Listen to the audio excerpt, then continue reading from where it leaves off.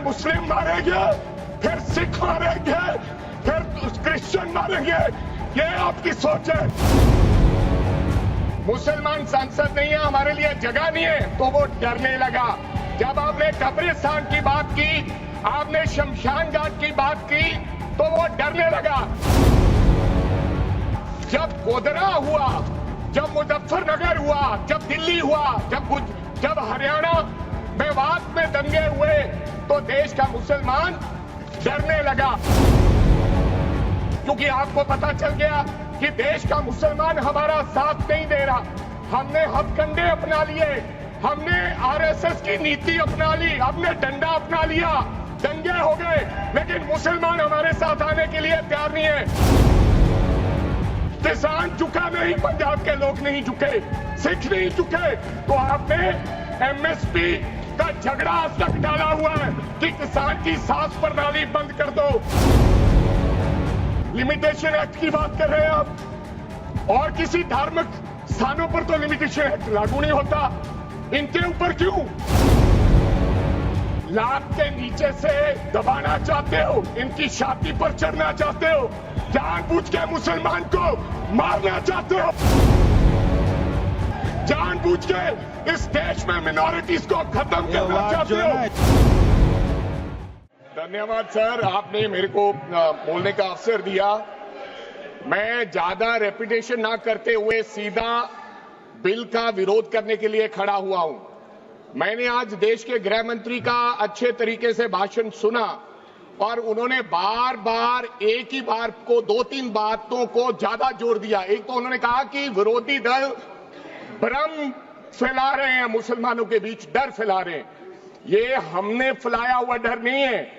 जब देश के मुसलमान को लगा कि देश में बीजेपी में 240 संसदों में एक भी मुसलमान सांसद नहीं है, हमारे लिए जगह नहीं है, तो वो डरने लगा। जब आपने कब्रिस्तान की बात की, आपने शमशान घाट की बात की, तो वो डरने लगा। जब गोधरा हुआ, जब मुजफ्फरनगर हुआ, जब दिल्ली हुआ, जब हरियाणा मेवात में दंगे हुए, तो देश का मुसलमान डरने लगा। और फिर क्या कहा गृह मंत्री साहब ने? आज गृह मंत्री साहब ने कहा कि 2013 का बिल अगर नहीं आता, यूपीए नहीं लेकर आती, तो आज इस बिल की जरूरत नहीं थी। क्यों बिल लाए?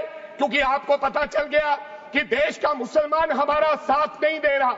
हमने हथकंडे अपना लिए, हमने आरएसएस की नीति अपना ली, हमने डंडा अपना लिया, दंगे हो गए, लेकिन मुसलमान हमारे साथ आने के लिए तैयार नहीं है।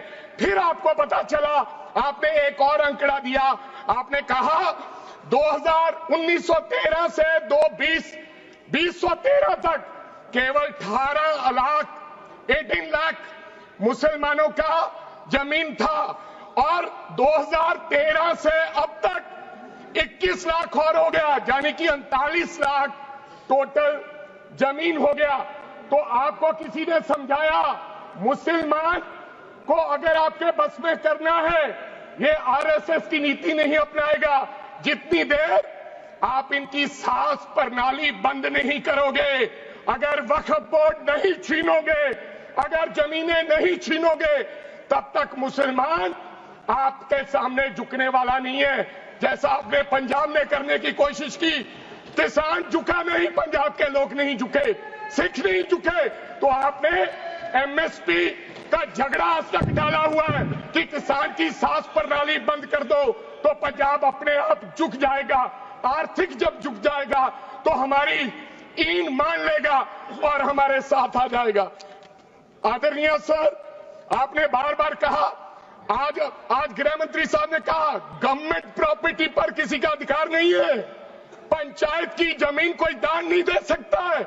मैं आपको इसके पीछे लोचा क्या है, इसके पीछे छुपा हुआ राज क्या है?